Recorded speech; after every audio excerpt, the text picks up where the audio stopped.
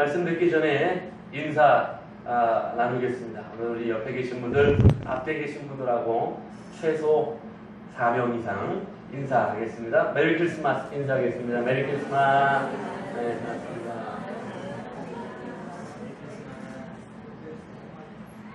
네, 자, 다시 한번 여러분들과 함께 인사합니다. 메리 크리스마스.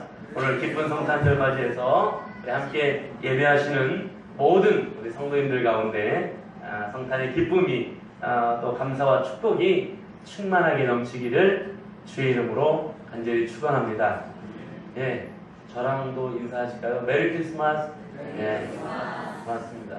네, 어색한 인사 감사하네요. 네, 어제 주일 예배를 드리면서 진짜 크리스마스에 대한 말씀 잠깐 나누면서 크리스마스는 말 그대로 예배하는 날이다 라는 말씀을 드렸습니다. 그리고 메리 크리스마스라는 인사말 자체가 이미 그 안에 즐겁게 우리 예수 그리스도를 예배합시다, 경배합시다 라는 의미를 가진 인사말이라는 말씀 드렸습니다. 오늘 정말 그 메리 크리스마스의 의미를 기억하시면서 오늘 예배함으로 성탄절을 보내시는 우리 성도님들 가운데 그 성탄절의 크리스마스의 축복과 은혜가 충만하게 넘치시기를 다시 한번 주의 이름으로 간절히 축원합니다. 어제 우리 크리스마스 성탄절 축제를 했는데요. 참 감사합니다. 오늘 제가 아까도 잠깐 말씀드렸지만 특송을 원래 성탄 축제 때 했던 것 중에 한 가지를 성탄 감사 예배 때 특송으로 하거든요. 근데 어떤 팀을 특송으로 할까라고 고민을 사실 많이 했어요. 그래서 심지어 제가 전도사님들까지 불러가지고 어떤 팀 특송하면 좋겠냐고 물어볼 정도로 어떤 팀 특송하면 좋을까 고민을 많이 했거든요. 많이 했는데 남성교회를 시키고 싶었지만 남성교회한테 부탁해가지고 특송을 해달라고 하고 싶었지만 네. 또 성탄절날 너무 마음 무겁게 오실 것 같아서 남성교회 그쯤으로 하도록 하고 네, 어제 남아있었던 우리 친구들한테 특송 좀 하라고 부탁을 했습니다. 아무튼 너무너무 수고하셨고요. 제가 그냥 어제 여러분들에게 카톡 좀 이렇게 보내서 인사를 했는데요. 제가 어제 사진 찍은 거 하나 가지고 급하게 그냥 인사말 밑에 이렇게 만들어가지고 크리스마스 인사 대신으로 쭉 보냈거든요. 그때 제가 이제 가깝게 지내는 목사님들한테도 이렇게 저 사진으로 크리스마스 인사를 카드를 대신해서 쭉 이렇게 보내드렸어요. 그랬더니 진짜 크리스마스 같다고, 너무 얼굴들이 다 이렇게 행복해 보인다고, 기뻐 보인다고. 죄송합니다. 제가 보정할 시간이 없어서 보정을 못한 거 정말 죄송하게 생각하고요. 너무너무 행복해 보인다고, 정말 기뻐 보이는, 진짜 크리스마스 같다고 목사님들이 여러분들이 참 똑같은 인사를 저한테 그렇게 보내주셨어요. 정말 크리스마스 같다고, 너무너무 행복해 보인다고. 네, 뭐 속은 알 수 없지만 아무튼 이렇게 기쁘고 행복한 크리스마스 함께 보낼 수 있어서 너무 감사했고요. 수고해주신 모든 분들께 다시 한번 감사드리고요. 다 같이 애쓰셨으니까, 어제도 했지만 다 같이 애쓰셨으니까 우리 함께 박수로 서로를 격려하고 고맙습니다. 예, 오늘 성탄절입니다. 성탄절은 우리가 잘 아는 것처럼 하나님께서 우리를 향한 그 사랑의 계획으로 예수 그리스도를 인간의 모습으로 우리 가운데 보내신 날, 그 예수님께서 인간의 모습을 가지시고 우리 가운데 오신 날, 이게 바로 성탄절입니다. 그렇기 때문에 우리에게 가장 행복한 날, 가장 의미 있는 날이라고 이야기할 수 있습니다.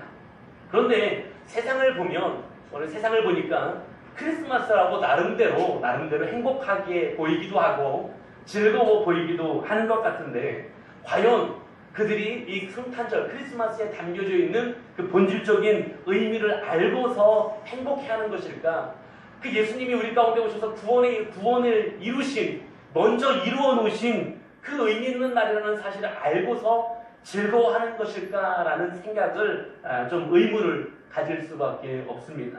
정말로 그 의미를 알고 있다면 이 날이 우리가 지금 누리고 있는 것보다 더 행복한 날일 텐데, 세상 사람들이 즐거워하고 있는 것보다 이날이 그 의미를 제대로 알고 있다면 훨씬 더 즐거운 날일 텐데 라는 생각을 해보게 됩니다. 오늘 성탄절 아침 제가 오늘 아이들부터 어른들까지 오늘 함께 있는 날이라 오늘 딱 한 가지 주제를 가지고 좀 말씀을 이어가 보려고 하는데요. 아이들도 좀 들을 수 있게끔 한 가지 스토리를 가지고 좀 이야기하려고 하는데 제가 아이들 설교해본 지는 너무 오래된지라 아이들이 들을 수 있기를 소망하지만 제가 아이들을 무시해서가 아니라 아이들이 제가 그냥 어른 설교를 해도 알아듣는 건 다 잘 알아듣더라고요.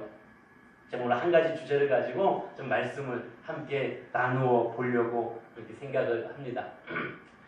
흔히 사람이 막을 수 없는 것이 있다고 합니다. 물론 연약한 인간인지라 인간이 할 수 없는 것들이 정말 많은 것 같습니다. 그 가운데서도 할 수 없는 게 뭐냐? 막을 수 없는 게 뭐냐? 세월 흘러가는 걸 막을 수 없다라는 거죠. 제가 얼마 전에 설교하면서 그런 얘기 했어요. 제 친구 목사님이 황 목사는 목사다움이 없다고. 목사다우려면 머리가 벗겨지든지 머리가 휘든지 둘 중에 하나를 해야 되는데 황 목사는 머리가 휘지도 않고 머리가 벗겨지지도 않았다고. 너무 목사다움이 없다고 저한테 그런 얘기를 하는 거예요. 그래서 제가 자랑하면서 굳이 그게 있어야 목사다움이냐고. 나는 이렇게 머리도 아직 안 빠지고 머리도 휘지도 않았다고 막 그렇게 이야기를 했어요.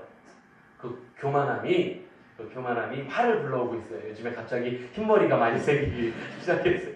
부쩍 갑작스럽게 흰머리가 전혀 안 나다가 갑작스럽게 여기저기서 삐죽삐죽 나오기 시작했어요. 위기감을 느끼고 있습니다. 가는 세월을 누가 어떻게 막을 수가 있겠습니까?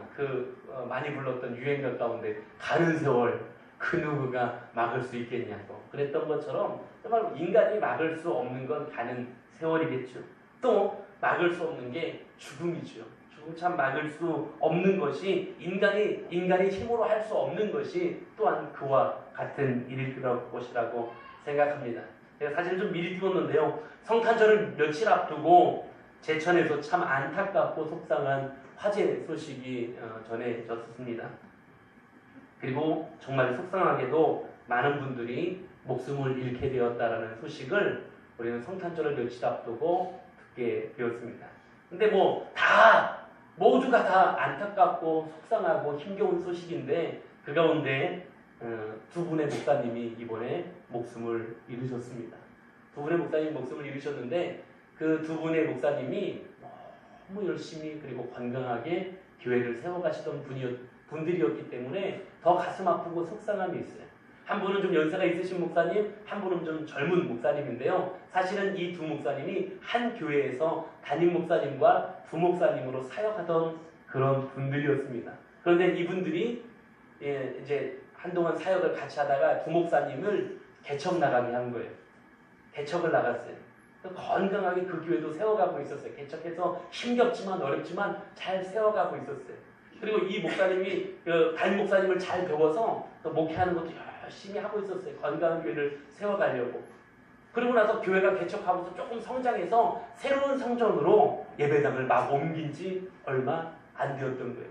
그리고 그 지역에서 목사님들 모임이 있어서 갔다 오면서 부교역자로 있다가 개척을 했으니까 얼마나 아들같이 사랑스러운 그런 목회자이겠습니까? 그러니까 목사님이 나랑 같이 사우나 가서 하고 이야기 좀 나누고 그렇게 하고 가자고 했던 그게 그만 마지막 순간이 되어버리고 말았습니다. 그래서 마침 뉴스에 저 이제 미리 그 이야기를 좀 알고 있었습니다만은 마침 뉴스에 소개가 또 되었더라고요. 그래서 그 교회가 눈물의 크리스마스 예배를 드리고 있는 그 크리스마스 예배를 두 교회가 담임 목사를 잃어서 얼마나 슬픔 가운데 크리스마스를 기쁘고 행복해야 되는 크리스마스가 얼마나 슬픔 가운데 크리스마스를 맞이했겠습니까? 그렇게 슬픔 가운데 눈물로 크리스마스를 맞이하는 장면이 뉴스에 잠깐 소개되었었습니다. 사실 이런 죽음은 우리가 가만히 생각해볼 때 이런 것 좀 막을 수 있지 않았을까? 이런 건 좀 우리가 막을 수 있지 않았을까라고 좀 생각이 되는데 참 안타까운 마음을 금할 수가 없습니다. 그런데 인간이 할 수 없는 것들이 가만히 돌이켜보면 연약한 인간인지라 참 너무 많은 것 같습니다. 가만히 돌이켜보니까 2017년이라는 시간도 우리가 막을 수 없어서 정말 빠르게도 지나가는 것 같습니다. 아니, 이렇게 표현하고 싶은데 참 야속하게도 시간이 많이 빠르게 지나가 버린 것 같습니다. 분주한 마음으로 또 설레이는 마음으로 2017년이라는 한 해를 시작했던 것 같은데 벌써 한 해를 다 마무리하는 시점에, 그리고 우리가 성탄 예배를 드리는 시점에 와 있으니 참 야속하게도 시간이 우리가 막을 수 없게 너무 빠르게 시간이 흘러가 버린 것 같습니다. 그런데 인간이 막을 수 없는 것들이 참 많이 있습니다만은 인간이 막을 수 없는, 그리고 사탄의 세력이 막을 수 없는 또 한 가지가 있다라는 것입니다. 저는 오늘 한 가지 주제를 말씀드린다고 했는데 오늘 성탄 감사 예배를 드리면서 이 아무도 막을 수 없는 복음이라는 제목으로 이 한 가지 주제를 우리 온 성도님들과 함께 말씀을 통해서 나누고 싶습니다. 하나님은 사랑의 하나님이십니다. 믿으십니까? 하나님 우리를 사랑하시는 하나님이십니다. 또 우리를 사랑하시는 하나님은 우리를 구원하시기 위하여, 우리를 그냥 죽음 가운데로 내버려 두시지 아니하고 우리를 구원하시기 위하여 우리를 구원하고자 하는 구원의 계획을 가지고 계셨다라는 것입니다. 그리고 그 구원의 계획하심 속에서 방법, 예수 그리스도라는 방법을 우리에게 사용하시려고 예수 그리스도를 우리 가운데 보내주셨습니다. 그리고 그날이 바로 오늘 성탄절입니다. 그런데 이것은 우리에게 너무너무 행복한 소식이고요, 감사한 일이지만 또한 하나님에게로서도 구원의 계획을 이루어가시는 방법이었지만 못마땅한 존재가, 이 사실이 너무너무 못마땅한 존재가 있었다는 거죠. 사탄에게 이 일은 너무 못마땅한 일이었습니다. 사탄은 이 계획을 어떻게 해서든 틀어서 방해하려고 했던 것이 사탄의 모습이고 사탄의 방법이었습니다. 성경에는 이와 같은 일들이 많이 이미 등장하고 있습니다. 사도 바울이 이방인들을 위해 이방인들에게 복음을 전하게 하시려고 하나님께서 부르시고 세우신 사도였습니다. 그런데 사도 바울이 복음을 전하는 것에서 다 순탄했습니까? 복음을 전할 때마다 사람들이 다 복음을 잘도 받아들였습니까? 복음을 전할 때마다 그냥 곳곳에서 다 그냥 순탄하게 모든 것들이 잘 이루어져 갔습니까? 그렇지 않았습니다. 안타깝게도 사도 바울이 가서 복음을 전하는 곳마다 수많은 방해가 있었고요, 수많은 핍박들이 존재했다라는 사실입니다. 그런데 지금도 그와 같은 일들은 많이 일어나고 있습니다. 복음을 전하기 위하여 곳곳에서 또 세계 방방 곳곳에서 선교사님들이 사역하고 있지만 여러 가지 모양의 방해들이, 핍박들이 여전히 존재하고 있다는 사실입니다. 그러나 사도 바울이 복음을 전하는 그곳에서 끝까지 복음이 증거될 수 있도록 함께 하신 하나님, 그 하나님은 지금도 복음이 증거되어질 수 있도록 일하시는 하나님 되신다는 것을 우리는 수없이 많은 곳에서 깨닫게 하심을 느낄 수 있다는 것입니다. 그런데 이와 같은 일이 이미 예수님께서 이 땅에 오실 때부터 있었던 일이랍니다. 예수님께서 이 땅에 오시는 그 첫 번째 성탄절 그 순간부터 이와 같은 일은 이미 일어나고 있었다는 것입니다. 이제 오늘 봉독하여 드리는 오늘 본문의 말씀을 보면 가만히 보니까 이제 어제 나누었던 이야기에서부터 본문이 좀 이어지는 그런 이야기가 됩니다. 자, 동방에서부터 온 박사들이 왕으로 오신 예수님을 찾으러 먼저 어디로 갑니까? 예루살렘의 헤롯 궁으로 먼저 가게 됩니다. 이로 인하여 한바탕 소동이 벌어집니다. 마태복음 2장 2절 3절의 말씀 보니까 동방박사들이 헤롯을 찾아갑니다. 유대인의 왕으로 나신 이가 어디 계시냐? 우리가 동방에서부터 그의 별을 보고 그에게 경배하러 왔노라 하니 헤롯 왕과 온 예루살렘이 듣고 소동한지라 그랬습니다. 지금 시대가 어떤 시대입니까? 로마의 통치 속에 있는 시대입니다. 로마가 다스리고 있는 시대. 지금 헤롯이 지금 이 이스라엘 유대 땅을 다스리고 있는 시대입니다. 그런데 느닷없이 동방에서부터 박사들이 별을 연구하던 박사들이 찾아와가지고는 유대인의 왕으로 오신 이가 어디 계시냐고 찾고 있습니다. 이건 헤롯에게 있어서, 헤롯 왕에게 있어서는 가히 충격적인 일이 아닐 수 없습니다. 지금 내가 이 나라를 다스리고 있는데 누가 유대인의 왕으로 왔단 말인가? 이건 헤롯에겐 충격적인 일이 아닐 수 없죠. 헤롯에게는 위협적인 이야기가 아닐 수 없었던 것입니다. 그러다 보니까 헤롯은 어떻게 합니까? 지극히 인간적인 방법으로 이것을 해결하려고 하고요. 이 놀라운 사건이, 즉 유대인의 왕으로 오시는 예수 그리스도를 어떻게 하든지 태어나지 못하게 하려고, 또 그가 왕으로 세워지는 것이 어떻게 해서든지 일어나지 못하게 하려고 이를 벌이는 것을 보게 됩니다. 세상이 그렇지요. 자신을 위협하는 어떤 일이 벌어지려고 할 때, 또 어떤 사람이 일어나려고 할 때 사람들은 어떤 방법을 동원해서라도, 심지어 음해를 해서라도 제거하려고 합니다. 가만 보면, 정치판을 들여다보면 인간의 더러운 모습들은 다 거기 들어있는 것 같습니다. 지극히 인간적이고 정치적인 면을 가지고 있었던 정치인이었던 헤롯은 무서운 방법을 통하여 이 일을 막아내려고 합니다. 다시 이제 스토리 안으로 좀 들어가 보겠습니다. 자, 동방박사들이 유대인의 왕으로 오신 이가 어디 있습니까? 라고 막 찾습니다. 그 이야기를 하니까 헤롯이 깜짝 놀랍니다. 왜? 자신을 위협하는 인물이 태어난다라는 거 아닙니까? 자신에게 위협이 될 만한 그런 존재가 나타난다라는 것 아닙니까? 헤롯은 깜짝 놀랍니다. 그리고 전문가들을 소집하기 시작합니다. 대제사장을 부릅니다. 서기관들을 부릅니다. 아마 성경의 전문가라는 사람들은 다 불러 모았을 것입니다. 그리고는 묻습니다. 그리스도가 어디서 태어날 것 같냐? 그리스도가 어디서 태어나겠냐? 라고 묻습니다. 그 질문에 대제사장들, 서기관들, 성경의 전문가들은 그리 어렵지 않게 어디서 그리스도가 태어날지를 이야기해 줍니다. 왜냐하면 성경은 이미 어느 곳에서 예수 그리스도께서 태어날지를 구약의 성경을 예언자들을 통하여 말씀하고 계셨기 때문입니다. 특별히 미가서 5장 2절의 말씀을 통하여 이 성경의 전문가들은 어디서 태어날지 이미 알고 계셨죠. 미가서 5장 2절에 뭐라고 되어 있습니까? 베들레헴 에브라다야, 너는 유다 족속 중에 작을지라도 이스라엘을 다스릴 자가 내게로 나올 것이라. 그의 근본은 상고에 영원에 있느니라 라고 말씀하셨죠. 이 미가 선지자가 예언한 이 예언의 말씀을 통하여 이 성경의 전문가들은 어렵지 않게 베들레헴에서 예수 그리스도께서 태어나실 것이라는 것을 이야기하게 됩니다.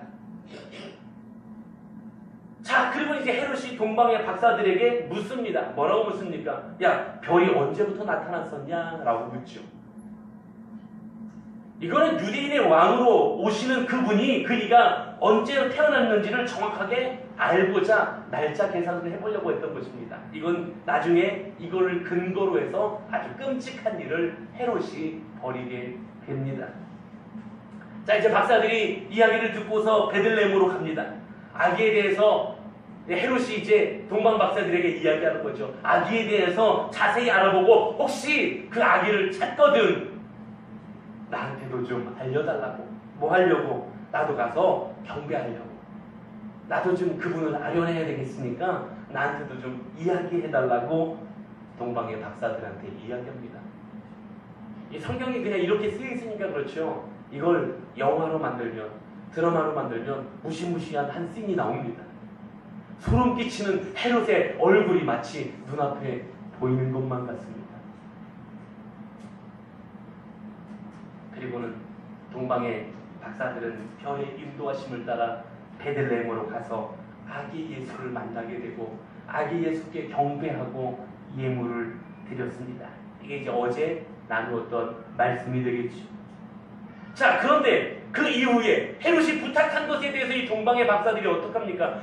아기 예수를 만나거든, 그분을 만나거든 나한테도 좀 그 소식을 알려달라고, 나도 가서 경배해야 되겠으니까 나한테도 그 소식 좀 알려달라고 헤롯이 동방 박사들에게 부탁을 했지요.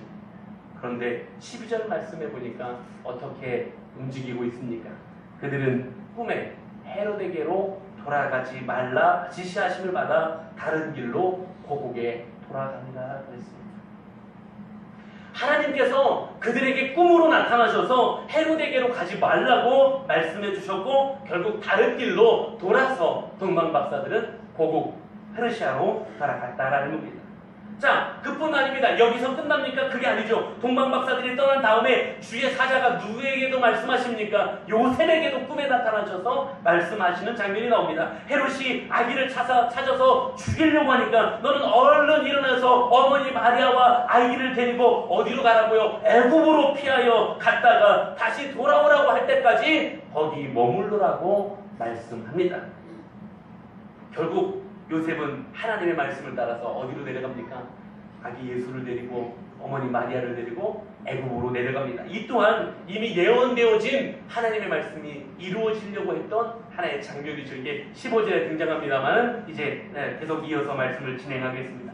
자, 그러면 그와 같이 요셉에게도 아기 예수를 데리고 마리아를 데리고 애굽으로 도망가게 했습니다. 자, 그러자 헤롯이 어떡합니까? 16절의 말씀 보면 이렇게 되어 있습니다. 이에 헤롯이 박사들에게 속은 줄을 알고, 자, 이제 드디어 연락이 없고 그냥 박사들이 돌아갔다는 걸 그제서 알게 된 거죠. 심히 노하여 사람을 보내어 베들레헴과 그 모든 지경 안에 있는 산의 아이를 박사들에게 자세히 알아본 그때를, 아까 말씀드렸던 별이 언제부터 나타났냐, 그때 그 시점을 기준으로 해서 2살부터 그 아래로 다 죽이니 그랬어요. 이 헤롯이 얼마나 무서운 짓을 하고 있습니까? 이건 그냥 성경에만 기록된 사건이 아닙니다. 이스라엘의 역사를 기록하고 있는 이야기들 가운데 이 헤롯이 2살 이하의 아이들을 다 죽인 것이 역사적으로도 기록되어져 있습니다. 박사들에게 물어봤던 그때를 기준으로 2살 이하의 산의 아이들을 다 죽여버리는 무시무시한 일이 벌어지고 맙니다. 무엇 때문입니까? 어떻게 해서든지 메시아가 오는 것을, 아기 예수가 탄생하는 것을 막으려 했었다라는 것입니다. 이렇게 어떻게 해서든지 아기 예수님의 탄생을 막아보려고 했던 모습이 바로 여기 지금 등장하고 있습니다. 그런데 이렇게 어떻게든 복음을 막으려고 하는 것은 지금도 여전히 존재하고 있다는 사실입니다. 사탄은 이 복음이 전파되는 것을 원하지 않습니다. 사탄은 이 예수 그리스도의 복음이 땅 끝까지 전파되는 것을 소망하지 않습니다. 사탄은 이것이 많은 사람들이 구원받게 되는 통로로 쓰여지는 것을 원하지 않는다라는 것입니다. 세상의 구원에 이르는 것을 사탄은 보고 싶어하지 않습니다. 그렇기 때문에 지금도 여전히 어떤 방법으로든 이 복음이 전해지는 것을 막으려 하고 있다는 것입니다. 그러나 그 어떤 것으로도, 그 어느 누구도 하나님께서 원하시는 그 복음을 막을 수 없다라는 사실을 우리는 깨닫게 됩니다. 이게 하나님의 방법인 줄로 믿습니다. 그 복음은 어느 누구도 어떠한 세력도 막을 수 없다라는 것입니다. 헤롯이 어떻게든 아기 예수의 탄생을 막아보려고 했지만 하나님은 동방 박사들을 통해서 그리고 요셉을 통하여 말씀하심으로 미리 피하게 하시고요, 예수님께서 이 땅에 오시고 마침내 그 구원의 사역을 이루어 가실 수 있도록 하셨다라는 사실입니다. 예수님께서 공생애를 시작하시면서 가장 처음 하신 일이 무엇이었습니까? 금식하시고 성령에 이끌려서 마귀에게 시험 받으셨던 일이었습니다. 그때 그 시험 받으셨던 그 장면 속에서도 마귀는 어떻게든 예수님께서, 하나님께서 계획하신 그 구원의 계획, 십자가의 계획을 이루지 못하게 하려는 그 시험의 내용들을 우리는 알 수 있습니다. 그러나 예수님께서 말씀을 통하여 이기시고 끝내 십자가의 사역을 완성해 가셨다라는 사실입니다. 여기서 우리가 알 수 있는, 다시 한 가지 알 수 있는 것은 마귀가 늘 그 복음이 이루어지지 못하게 하지만, 마귀가 늘 그 복음이 전파되지 못하게 하지만 하나님은 더욱 강력하게 그것을 뚫고 마침내 그 구원의 계획을 이루어 가시는 분이 우리 하나님이시라는 사실입니다. 오늘 그 믿음이 저와 여러분들 가운데 있게 되기를 주의 이름으로 간절히 축원합니다. 그리고 그 가장 대표적인 사건이 바로 예수께서 이 땅에 우리들 가운데 오셨다라는 것입니다. 사랑하는 성도 여러분, 그래서 오늘 성탄절은요, 그렇게 수없이 많은 방해와 핍박 속에서 그럼에도 하나님의 구원의 계획을 이루시기 위한 하나님의 승리로 이루어진 날이 성탄절임을 기억하시기를 소망합니다. 이 예수 그리스도께서 우리 가운데 오신 이 크리스마스는 수많은 핍박과 수많은 방해 속에서도 하나님이 마침내 이루셔야 했기에, 무엇을, 우리의 구원을 이루셔야 했기에 모든 핍박과 방해를 뚫고 마침내 승리하신 날이 바로 크리스마스라는 사실입니다. 오늘 우리가 성탄절을 보내면서 기억해야 될 것들이 바로 여기에 있습니다. 세상은 지금도 이 복음이 전파되지 못하게 한다는 겁니다. 마치 헤롯이 예수 그리스도의 탄생을 그렇게도 막으려고 했던 것처럼 지금도 세상은, 사탄의 세력은 이 구원의 기쁜 소식이 세상에 전파될 수 없게끔, 나누어질 수 없게끔, 받아들이지 못하게끔 지금도 일하고 있다라는 사실입니다. 그리고 그와 같은 일들은 이미 우리 가까이에 존재하고 있습니다. 어제 미국에서 목회하고 계시는 한 목사님이 SNS에 글을 올리셨더라고요. 제가 이게 어제 잠깐 설교 시간에 아주 잠깐 언급했던 그 일입니다. 근데 그 일이 실제로 그 목사님의 삶에서 나타났던 거죠. 어제 매장에 이 목사님 가족이 무엇인가 살려고 들어갔던 거예요. 들어가는데 크리스마스니까 점원에게 목사님 들어가면서 아주 밝게 메리 크리스마스라고 인사하면서 들어갔답니다. 근데 그 점원이 갑자기 얼굴이 확 굳어지면서 아주 인상을 쓰면서 NO라고 이야기하더랍니다. 그러면서 just happy holiday, 그냥 행복한 날이라고 인사를 하더라는 거죠. 이게 제가 어제 주일 예배 때 잠깐 설교했던 이야기였는데, 제가 어제 SNS에 보니까 그 목사님이 그 일이 실제로 미국 땅에서 이루어지는 장면을 목격하고 글을 남겼던 것을 제가 봤습니다. 정말 메리 크리스마스라고 인사하는 것을 싫어하는 사람들이 있다는 것입니다. 그리고 그것이 심지어 법으로 금지되는 시대를 우리는 목격하게 될지도 모릅니다. 왜냐하면 그 말 안에 이미 예수님을 예배하자라는 의미가 담겨져 있기 때문에 그렇습니다. 어쩌면 우리 가운데도 메리 크리스마스라고 인사하지 못할 때가 오고 있는지도 모릅니다. 그리고 불과 얼마 전 영국에 있는 한 목사님은 이슬람에 대해서 이야기하다가 다른 종교의 구원이 없음을 이야기했다라는 이유 하나로 감옥에 갇히는 사건이 불과 얼마 전에 벌어졌습니다. 그런데 이와 같은 일들이 아주 먼 나라 이야기 같지만 이제 우리에게 다가오고 있는 이야기고요. 우리 자녀들에게 닥쳐오고 있는 일들입니다. 저는 간혹 우리 자녀들을 생각하며 눈물이 납니다. 저 자녀들이 살아가야 될 시대는, 우리도 힘들다고 했는데, 우리도 신앙생활하기 힘들다고 했는데, 우리도 신앙을 지키며 살기 힘들다고 했는데, 저 자녀들이 살아가야 될 그 시대는 복음에 대하여 핍박과 환난이 더 크게 있을 수 있는 세대, 신앙을 지키면서 살아가기에 더 고난을 감수해야 되는 세대라는 것을 생각하면, 아니 그것이 너무 눈에 뻔히 보이고 있기 때문에 우리 자녀들을 바라볼 때마다, 우리들의 자녀들을 생각할 때마다 눈물 나는 일이 아닐 수 없습니다. 지금 우리는 지켜야 될 것들을 더 분명히 지켜야 될 줄로 믿습니다. 지나간 뒤에 후회하면 소용이 없습니다.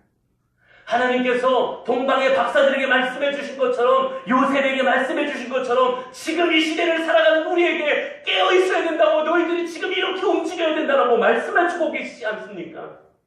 그렇다면 동방의 박사들이 지혜롭게 움직였던 것처럼, 요셉이 그 어머니 마리아와 아기 예수를 데리고 지혜롭게 움직였던 것처럼 우리도 지혜롭게 움직일 수 있는 사람들이 되어야 하지 않겠습니까? 사랑하는 성도 여러분, 복음을 지키기 위하여, 복음을 우리 자손들에게 물려주기 위하여, 신앙의 삶을 살아갈 수 있는 세상을, 환경을 만들어주기 위하여 우리 자녀들을 먼저 신앙으로 붙잡고 양육할 수 있는 그런 우리 모두가 될 수 있기를 주의 이름으로 간절히 축복합니다. 이렇게 사회적이고 국가적인 것 외에도 개인적인 것으로도 복음을 막으려는 어려움들이 얼마든지 몰려오고 닥쳐오고 있습니다. 가정적인 환경으로 인한 것들도 있고요. 가치관으로 인한 것들도 있고요. 개인적인 문제들로 인하여 복음이 내 안에 들어오는 것이 너무 힘겨운 것이 되어질 때가, 그런 상황들이 우리에게 다가오고 있습니다. 그러나 그 속에서도 하나님은 여전히 일하고 계신 하나님이심을 기억하시기를 주의 이름으로 간절히 축복합니다. 그리고 오늘 우리가 성탄절을 맞이하는 오늘 우리가 깨닫게 되는 것은 무엇이냐면, 그 방해와 핍박 속에서도 예수 그리스도를 우리 가운데 보내주셨고 성탄절을 우리에게 허락하신 그 하나님은 마침내 하나님의 방법이 승리할 것이라는 것을, 아무도 그 복음을 막을 수 없다라는 것을 우리에게 증거해 주고 계신 줄로 믿습니다. 그리고 그 믿음으로 성탄절을 맞이하는 오늘 우리가 그 믿음으로, 아무도 하나님의 방법을 막을 수 없고 아무도 이 복음을 막을 수 없다는 믿음으로 오늘 다시 그 복음 붙잡고 나아갈 수 있고, 또 그것을 결단할 수 있는 성탄절을 맞이하는 저와 여러분들 되시기를 주의 이름으로 간절히 축복합니다. 말씀 마치려고 합니다. 오늘 성탄절을 보내면서 오늘 어쩌면 성탄절의 메시지라기보다는 저는 오늘 하나님의 일하심을 말씀을 나누고 싶었습니다. 어쩌면 복음을 막는 더 강력한 세력들이 생겨날 것이고요. 복음을 막는 더 강력한 일들이 벌어질 것입니다. 아니, 어쩌면 그 일들은 이미 우리 안에서 진행되어지고 있습니다. 그러나 성탄절을 맞이하는 우리 가운데 하나님께서 깨닫게 하시는 건, 우리에게 허락하시는 소망은 아무도 복음은 막을 수 없다라는 것입니다. 그렇게도 예수님이 이 땅 가운데 오심을 사탄은 막아보려고 했지만, 헤롯은 그 일이 일어나지 않기를 소망했지만, 하나님은 그 구원의 계획을 이루어 가셨고 마침내 예수님께서 이 땅에 오셔서 하나님께는 영광이요 이 땅에서는 평화를 이루어 가 주신 줄로 믿습니다. 사랑하는 성도 여러분, 이것이 성탄절을 맞이하는 우리에게 주시는 하나님의 소망입니다. 이 복음은 아무도 막을 수 없습니다. 그 옛날 헤롯도 막을 수 없었던 것처럼 지금 이 시대에도 복음은 막을 수 없습니다. 다시 그 믿음과 담대함으로 복음을 들고 나갈 수 있는, 그것을 결단할 수 있는 우리 성탄을 보내는 저 여러분들 되시기를 주의 이름으로 간절히 축복합니다. 특별히 이제 한 해를 마무리하며 새로운 한 해의 계획을 세워갈 때에 담대함으로 다시 그 믿음으로 복음을 들고 나갈 것에 대한, 복음에 대한 계획을 세우고 그것을 위하여 걸음으로 옮길 수 있는 믿음의 담대함을 가진 성탄을 맞이하는 저와 여러분들 되실 수 있기를 주의 이름으로 간절히 축원합니다.